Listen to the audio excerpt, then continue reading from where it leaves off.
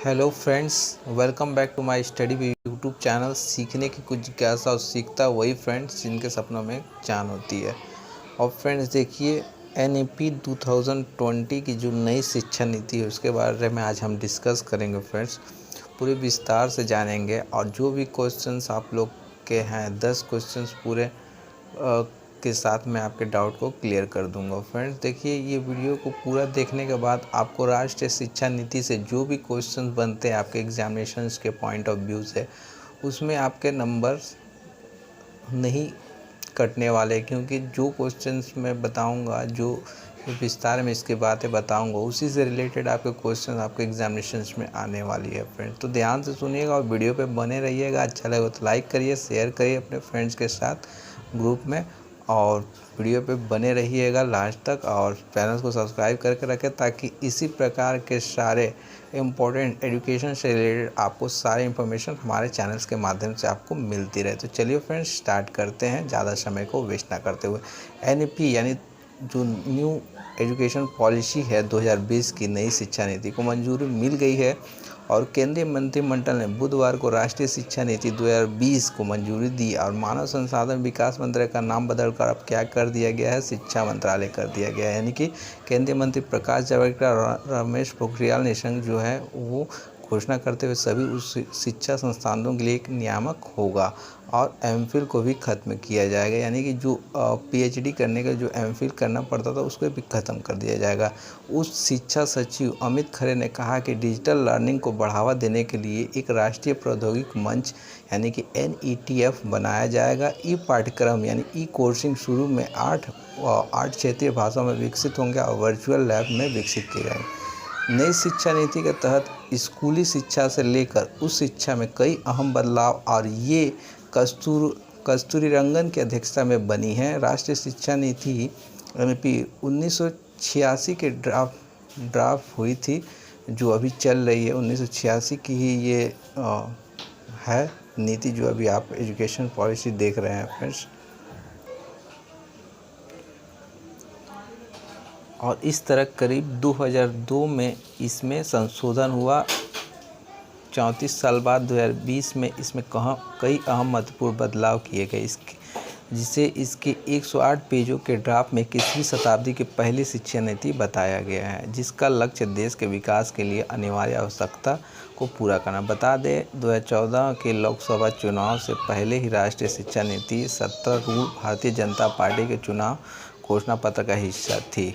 हालांकि नई शिक्षा नीति को लागू करने एवं शिक्षा के स्वरूप को बदलने के लिए लाखों की संख्या में शिक्षकों की ज़रूरत है। मौजूदा वक्त में स्कूल और कॉलेजों को 35 करोड़ से ज़्यादा विद्यार्थी के लिए 1 करोड़ से ज़्यादा शिक्षक है। देश में करीब 15 लाख से ज़्यादा स्कूल है, 1000 से ज़्यादा विश्वविद्यालय और 21,000 से ज़्यादा कॉलेज हैं। निजी कॉलेजों को जोड़कर संख्या और ज़्यादा है। तो आइए राष्ट्रीय शिक्षा नीति 2020 को विस्तार से समझें, और ये 10 जितने भी डाउट है वो उसको 10 सवाल के माध्यम से आपको समझाया जाएगा। तो पहला सवाल देखिए फ्रेंड, राष्ट्रीय शिक्षा नीति 2020 सुधार और बदलाव कैसे लागू होंगे। तो देखिए, राष्ट्रीय शिक्षा नीति में अभी शिक्षा सुधारों के सुझाव को मंजूरी मिली है।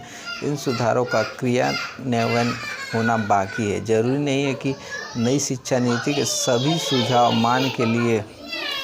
मान लिए जाए, क्योंकि शिक्षा एवं समृद्धि विकास जिस पर केंद्र और राज्य सरकार दोनों कानून बना सकती है। नई शिक्षा नीति में शिक्षा में सुधार के जो सुझाव दिए गए वो राज्य सरकारों के केंद्र सहयोग लागू किए जाएंगे। दूसरा सवाल बनता है फ्रेंड्स, नई शिक्षा नीति कब लागू होगी। तो देखिए, राष्ट्रीय शिक्षा नीति 2020 अभी इतनी जल्दी लागू होने वाली नहीं है। सरकार ने खुद राष्ट्रीय शिक्षा नीति के सुझाव को पूरी तरह से लागू करने के लिए 2030 का टारगेट रखा है। हालांकि इसके कई सुझाव आने वाले 2-3 साल में लागू हो जाते हैं। राष्ट्रीय शिक्षा नीति 2020 में फाइनल ड्राफ्ट में कहा गया है कि 2030 तक भारत के लिए एक ऐसी शिक्षा प्रणाली का लक्ष्य होना चाहिए जहां किसी भी सामाजिक और आर्थिक पृष्ठभूमि में संबंध रखने वाले शिक्षार्थियों को समान रूप से सर्वोच्च गुणवत्ता की शिक्षा उपलब्ध हो। शिक्षा नीति को लागू करने के लिए फंड अहम है, इसलिए असल दिक्कत इसे लागू करने में होगी। 1968 में बनी पहली राष्ट्रीय शिक्षा नीति फंड के अभाव में वजह से पूरी तरह से लागू नहीं हो पाई थी। यानी कि ये जो शिक्षा नीति 2020 है, ये तीसरी है। पहली 1968, उसके बाद दूसरी 1986 और तीसरी जो है 2020 में इसका प्रस्ताव आया। ठीक है, ये तीसरी शिक्षा नीति है। नंबर 3 प्रश्न जो है, क्या बोर्ड की परीक्षाएं होगी या नहीं? तो देखिए, नई शिक्षा नीति में 10वीं और 12वीं कक्षा की बोर्ड की परीक्षाओं में बड़ी बदलाव किए गए हैं। बोर्ड की परीक्षाएं होगी, लेकिन इसके महत्व को कम किया जाएगा। साल में 2 बार बोर्ड परीक्षाएं होगी, लेकिन विद्यार्थी पर अब बोर्ड परीक्षाओं का दबाव कम हो जाएगा। विद्यार्थी के रटने की प्रवृत्ति को कम करने के लिए विषयों को, कंसेप्ट और ज्ञान को महत्व दिया जाएगा। विद्यार्थियों को बोर्ड परीक्षाएं पास करने के लिए कोचिंग की ज़रूरत नहीं होगी। बोर्ड परीक्षाओं को 2 हिस्से, वस्तुनिष्ठ और व्याख्यात्मक श्रेणियों में विभाजित किया गया है। परीक्षा में मुख्य जोर ज्ञान के परीक्षण पर होगा, ताकि छात्रों के रटने की प्रवृत्ति खत्म हो। विभिन्न बोर्ड आने वाले वक्त में बोर्ड परीक्षार्थियों को प्रैक्टिकल मॉडल पर तैयार किया गया। नई शिक्षा नीति के तहत कक्षा 3, 5 और 8 में भी परीक्षाएं होगी। 10वीं और 12वीं की बोर्ड परीक्षा बदलने स्वरूप में होगी। बोर्ड परीक्षाओं को लेकर अहम बदलाव जो 2022 से 23 वाले सत्र में लागू करने की मंशा है। दरअसल 10+2 की जगह नई शिक्षा नीति जो अभी बहुत चर्चे में है 5+3+3+4 की बात की गई है। ठीक है फ्रेंड, तो देखिए नंबर 4 सवाल जो ज़्यादा है, जो बच्चे अभी नर्सरी में हैं, क्या उनको क्या करना होगा?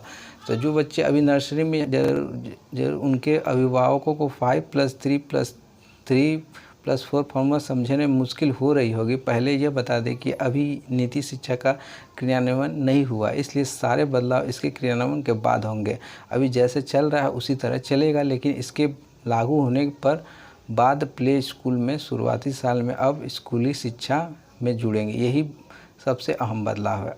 अब बच्चे 6 साल की वजह 3 साल की उम्र में फार्मूला स्कूल में जाने लगेंगे। अभी तक 6 साल की उम्र में बच्चे पहली क्लास में जाते थे। नई शिक्षा नीति के तहत 6 साल का बच्चा पहली क्लास में ही होगा, पर पहले के 3 साल भी फॉर्मल शिक्षा वाले होंगे, यानी कि प्ले स्कूल की शुरुआती साल भी स्कूली शिक्षा में जुड़ेंगे। नंबर 5वां सवाल, जो अगले साल कॉलेज जाएंगे उनके लिए क्या? तो नई शिक्षा नीति उच्च शिक्षा में कई अहम बदलाव किए गए, लेकिन ये बदलाव कब से लागू होगा इसे लेकर अभी कोई जानकारी नहीं दी गई है। 12वीं के बाद अभी जो विद्यार्थी कॉलेज जाएंगे, ऐसे में संभव है कि विद्यार्थी पुराने स्नातक और स्नातकोत्तर पाठ्यक्रम के हिसाब से ही दाखिला पाएंगे। दरअसल नई शिक्षा नीति के हिसाब से अब ग्रेजुएशन में छात्र 4 साल का कोर्स पढ़ेंगे, जिसमें बीच में कोर्स को छोड़ने की गुंजाइश भी दी जाएगी, और कोर्स छोड़ने के बाद उनको सर्टिफिकेट, अगर फर्स्ट ईयर में वो कोर्स छोड़ते हैं तो उनको सर्टिफिकेट दिया जाएगा, सेकेंड ईयर में उनको डिप्लोमा दिया जाएगा, और तीसरी साल अगर वो पास कर लेते हैं तो उनको जो है ग्रेजुएट सर्टिफिकेट दिए जाएंगे। इस प्रकार से फ्रेंड चौथे साल अगर पूरे कर लेते हैं तो 4 साल तक हो गए। इस प्रकार से अलग अलग सर्टिफिकेट, यानी कि फर्स्ट ईयर में जैसे कि विद्यार्थी छोड़ने के बाद उनको सर्टिफिकेट नहीं मिलती थी, वो अब सर्टिफिकेट मिल सकती है। ठीक है, और दूसरे साल यदि पढ़ाई करके छोड़ते हैं तो उनको डिप्लोमा हासिल हो जाती है। छात्र अगर कोर्स के बीच में छोड़ देंगे तो उन्हें ड्रॉप आउट घोषित नहीं किया जाएगा, यानी कि उनको सर्टिफिकेट के साथ जो है उनको ड्रॉप आउट किया जाएगा। तो ये है इस शिक्षा नीति के बहुत अच्छा बदलाव है। देखिए फ्रेंड, इस प्रकार से छठा जो होता है, नई शिक्षा नीति में एमफिल और पीएचडी के लिए क्या प्रावधान है? नई शिक्षा में एमफिल को खत्म कर दिया गया और पीएचडी के 4 साल का डिग्री शोध के साथ अनिवार्य हो गई थी, यानी कि एमफिल जो करना पड़ता था पीएचडी करने के लिए उसको ख़त्म कर दिया गया। ठीक है, नंबर 7वां सवाल जो है, सवाल सबसे इम्पोर्टेंट, जो 5+3+3+4 का फॉर्मेट क्या है? तो नई शिक्षा नीति में 10+2 की जगह सरकार 5+3+3+4 का फार्मूला लाई है। इसमें 5 का अर्थ है कि 3 साल प्री स्कूल की और उसके बाद 2 साल पहली और दूसरी कक्षा का, 3 का अर्थ तीसरी, चौथी और 5वीं कक्षा, इसके बाद 3 का अर्थ 6ठी, 7वीं और 8वीं कक्षा है। आखिर वाले 4 का अर्थ है 9वीं 10वीं 11वीं और 12वीं, यानी कि 10+2 की जगह पूरा ये जगह ले लेगी 5+3+3+4 का फार्मूला। ठीक है, तो यानी बच्चे अब 3 साल की उम्र में फॉर्मल स्कूल में जाने लगेंगे। 6 साल की उम्र में बच्चा पहले की तरह पहली कक्षा में होगा। दरअसल नई व्यवस्था में प्ले स्कूल के शुरुआती साल में स्कूली शिक्षा में जोड़े गए हैं। नंबर 8वां सवाल, 2030 तक हर जिले में उच्च शिक्षण संस्थान और नेशनल रिसर्च फाउंडेशन क्या है? 2030 तक हर जिले में उच्च शिक्षण संस्थान और नेशनल रिसर्च फाउंडेशन क्या है? तो नई शिक्षा नीति के शोध के लिए नेशनल रिसर्च फाउंडेशन स्थापित करने की बात कही गई। उच्च शिक्षण संस्थानों में बहुविषयक संस्थानों में बदला जाएगा। 2030 तक हर जिले में एक उच्च शिक्षण संस्थान स्थापित किया जाएगा। ऑनलाइन शिक्षा के लिए क्षेत्रीय भाषाओं में कंटेंट तैयार होगा। वर्चुअल लैब, डिजिटल लाइब्रेरी स्कूली शिक्षकों और छात्रों को डिजिटल संसाधनों से लैस किया जाएगा। कला, संगीत, शिल्प, खेल, योग, सामुदायिक सेवा जैसे सभी विषयों को पाठ्यक्रम में शामिल किया जाएगा। अब 6ठी कक्षा के से ही बच्चे को प्रोफेशनल और स्किल की शिक्षा भी दी जाएगी, यानी कि 6ठी कक्षा में जाते ही बच्चे को जो है प्रोफेशनल और स्किल की शिक्षा दी जाएगी, जिसमें कंप्यूटर के कोडिंग को भी ऐड किया जाएगा, यानी कंप्यूटर के कोडिंग लैंग्वेज को भी सिखाया जाएगा। स्कूल में ही बच्चे को नौकरी के जरूरी प्रोफेशनल शिक्षा दी जाएगी। 5वीं तक जहां तक संभव हो सके 8वीं तक मातृभाषा में शिक्षा उपलब्ध कराई जाएगी। नेशनल असेसमेंट सेंटर बनाया जाएगा जो बच्चों के सीखने की क्षमता का वक्त पर परीक्षण करेगा। नंबर 9 सवाल, यूजीसी को ख़त्म कर रेगुलेटरी बॉडी क्या है? तो देखिए, नई शिक्षा नीति को यूजीसी, एनसीटीई और एनआईसीटीई को ख़त्म करके एक रेगुलेटरी बॉडी बनाई जाएगी। हालांकि अभी यहाँ यह नहीं बताया गया कि इसका नियामक बॉडी का स्वरूप कैसा होगा। कॉलेजों को स्वायत्तः ग्रेडर ऑटोनॉमी देकर 15 साल में विश्वविद्यालयों को संबद्ध की प्रक्रिया को पूरी तरह से ख़त्म कर दिया है। उस शिक्षण संस्थानों में प्रवेश के लिए कॉमन एंट्रेंस एग्ज़ाम होगा। यह संस्थान के लिए अनिवार्य नहीं होगा। राष्ट्रीय परीक्षा एजेंसी यह परीक्षा कराएगी। और नंबर आखिरी जो सवाल है, नंबर 10, नई शिक्षा नीति और क्या महत्वपूर्ण बदलाव हुए? तो नई शिक्षा नीति में स्कूली शिक्षा और उच्च शिक्षा में 10 बड़े सुधारों पर मुहर लगाई गई। प्री प्राइमरी शिक्षा के लिए एक विशेष पाठ्यक्रम तैयार होगा। इसके तहत 3 से 6 साल तक की आयु में बच्चे आएंगे। 2025 तक कक्षा 3 तक के छात्रों को मूलभूत साक्षरता तथा अंक ज्ञान सुनिश्चित किया जाएगा। मिडिल कक्षाओं की पढ़ाई पूरी तरह बदल दी जाएगी। कक्षा 6 से 8 के बीच विषयों की पढ़ाई होगी।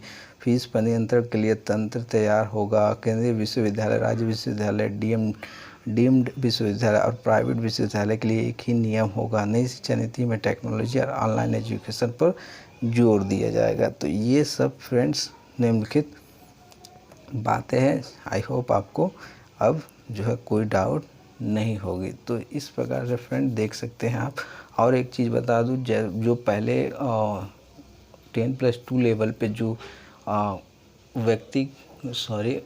स्टूडेंट को, जो विद्यार्थी को अपने एजुकेशन के लिए स्ट्रीम चुनना पड़ता था, उसको भी ख़त्म कर दिया जाएगा। ठीक है फ्रेंड, तो ये थी नई शिक्षा नीति से रिलेटेड कुछ महत्वपूर्ण बातें जो आपके साथ शेयर करना जरूरी था। आई होप आप लोग को अच्छा लगा तो लाइक करें, शेयर करें, कमेंट करें और जुड़े रहे हमारे स्टडी वीक यूट्यूब चैनल के लिए। Thank you for watching. Thank you.